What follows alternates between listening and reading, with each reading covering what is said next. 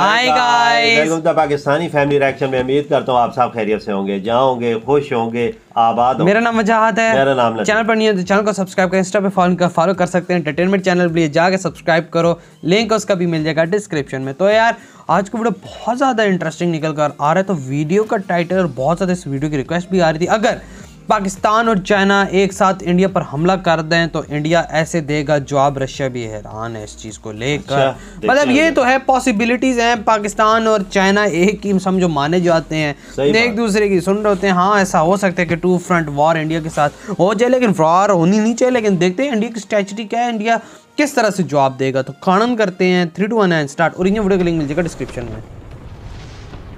जब दुनिया बड़े युद्धों की बात भूलने लगी थी, तब रूस ने यूक्रेन पर हमला कर बहुत से लोगों के इस मुगालते को दूर कर दिया कि अब एक देश का दूसरे देश पर कब्जा कर लेना बीते जमाने की बात है। हाँ, ये भी है। हमें भी चेत जाने की जरूरत है, इस सोच से बाहर निकलने की जरूरत है कि आधुनिक दुनिया में अब 71 या 62 जैसे युद्ध नहीं हो सकते।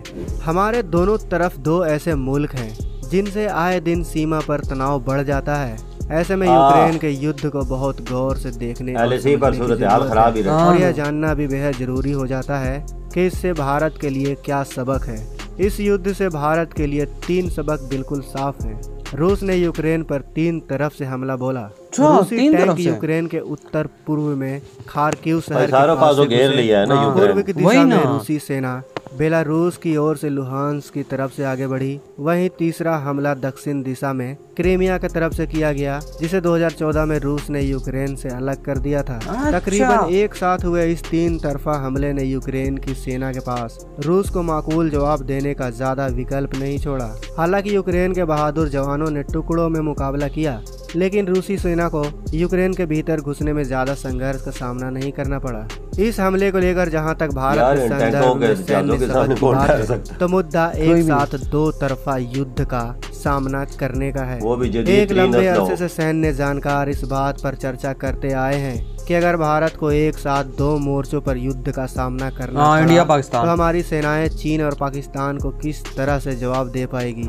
देखिए दोस्तों, चीन और पाकिस्तान के गठजोड़ को देखते हुए इस आशंका को निराधार नहीं माना जा सकता कि कभी भी किसी भी वक्त भारत को 2 मोर्चों पर युद्ध का सामना करना पड़ सकता है। ये बात दोस्तों इसमें कोई शक नहीं है कि भारत की सेना लोगों में तो बहुत नफरत नहीं है, बस लेकिन हम ये भी नहीं भूल सकते कि चीन और पाकिस्तान दुनिया की बड़ी सैन्य शक्तियां हैं। दोनों के ही पास पेशेवर सेना है और दोनों के ही बीच सैन्य रिश्ते काफी मजबूत हैं। ये तो देश के सैन्य रणनीतिकार इस खतरे से अच्छी तरह से वाकिफ हैं। इसलिए पिछले करीब 20 वर्षों से सेना, वायुसेना और नौसेना तीनों ही खुद को आधुनिक, ताकतवर और फुर्तीली बनाने की मोदी जी लगी हुई अपनी सेना को मजबूत करने करने की। आज के वक्त में युद्ध की स्थिति में पहला फैसला आसमान में होता है। इसमें वायुसेना की ताकत अहम किरदार निभाती है। भारतीय वायुसेना ने फ्रांस से खरीदे गए राफेल और स्वदेशी तेजस विमानों को शामिल कर अपनी स्थिति में कुछ सुधार किया। हालांकि भूलने की बात नहीं है कि वायुसेना के पास स्वकृत 42 लड़ाकू स्क्वाड्रन की पूरी संख्या नहीं है। फिलहाल वह करीब 30 से 32 स्क्वाड्रन से ही काम चला रही है। इसमें भी मिग 21 विमानों के 4 स्क्वाड्रन और मिग 29 और जगुआर विमानों के अगले 4 से 10 साल में रिटायर करने की योजना भी है। उनकी जगह पर 83 स्वदेशी तेजस विमानों को शामिल किया जाना है। 114 मल्टी रोल फाइटर विमानों की प्रस्ताविक खरीद भी लंबी और उबाऊ खरीद प्रक्रिया में उलझी हुई है। के बावजूद वायुसेना ने राफेल विमानों के एक स्क्वाड्रन को पाकिस्तान से मुकाबले के लिए अम्बाला और दूसरे स्क्वाड्रन को चीन से मुकाबले के लिए हासिम आरा एयर बेस पर तैनात किया है। इनके अलावा वायुसेना के पास सुखोई और मिराज 2000 विमानों के स्क्वाड्रन भी है। इसमें कोई शक नहीं है कि कम विमानों के बावजूद वायुसेना आधुनिक अस्त्रों से लैस है। ये बात है। युद्ध के लिए मानसिक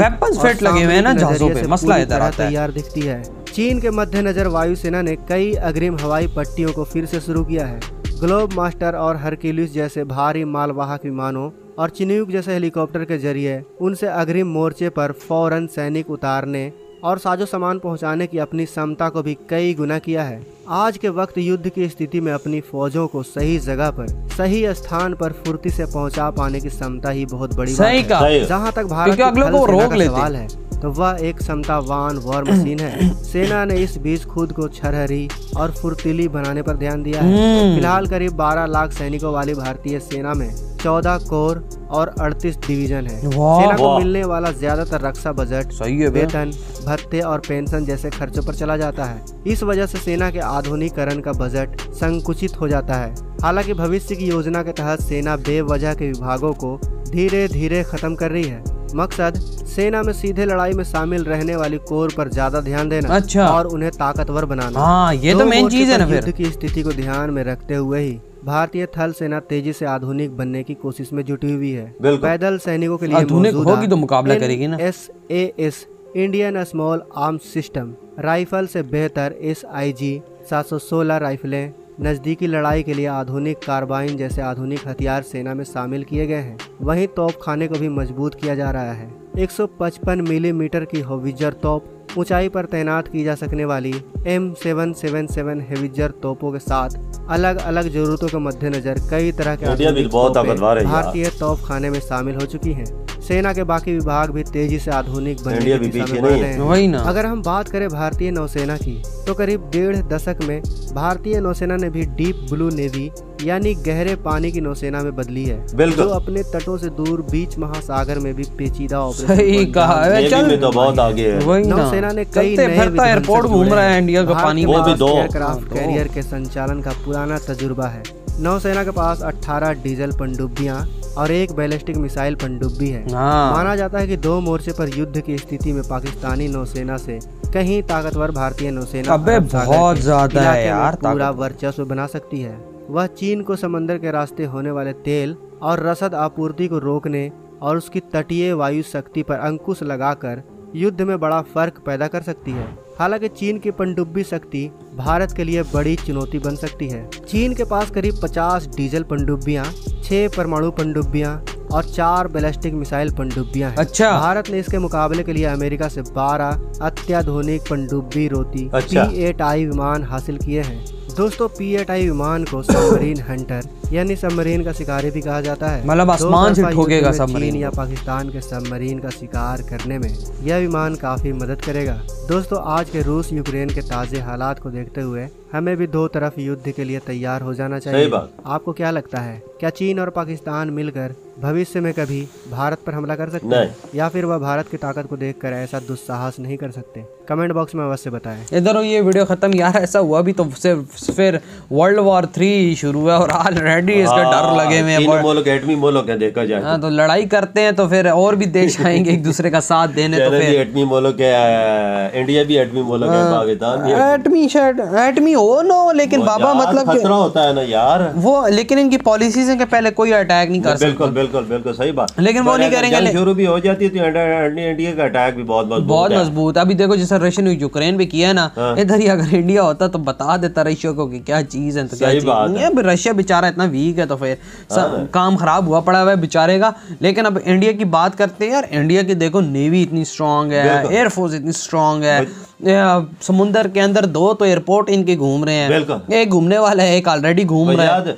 20 साल तक 18-20 साल हो गए इंडिया ने अपनी सीना पर बहुत तवज्जो दी है, डिफेंस सिस्टम पर बहुत तवज्जो दी है। और अभी तो इनके पास के बाद उन्होंने पीछे मुड़ के देखा नहीं। सही कहा। और अभी तो इनके पास S-400 भी आ गए हैं इंडिया के पास। तो और एक बात बताऊं, अगर 2 फ्रंट वॉर होती है, इंडिया आराम से मुकाबला कर लेगा। बिल्कुल मुकाबला कर सकता है। ताकत ये तो हम भी मानते ताकत भी है, फजाइया ताकत भी है और समुद्री ताकत। बिल्कुल हर चीज से, बिल्कुल हर शोबे में आगे। बिल्कुल। और पाकिस्तान इंडिया का क्यों नहीं वो कर सकता? जब अगर 2 फ्रंट वॉर अगर पाकिस्तान इंडिया चाइना की इनके आपस में अगर इंडिया के साथ हो जाती है तो जाहिर सी बात और देश भी आ जाएंगे, और देश आए तो सीधा वर्ल्ड वॉर 3। अभी भी वर्ल्ड वॉर 3 की संभावना है कि मतलब यूक्रेन का यूरोपियन यूनियन साथ देने लग गया है, जहाज उनको देने शुरू कर दिए हैं, और रशिया भी भाई एटम बम लगा के बैठा हुआ है कि मुझ पर अटैक करूंगा।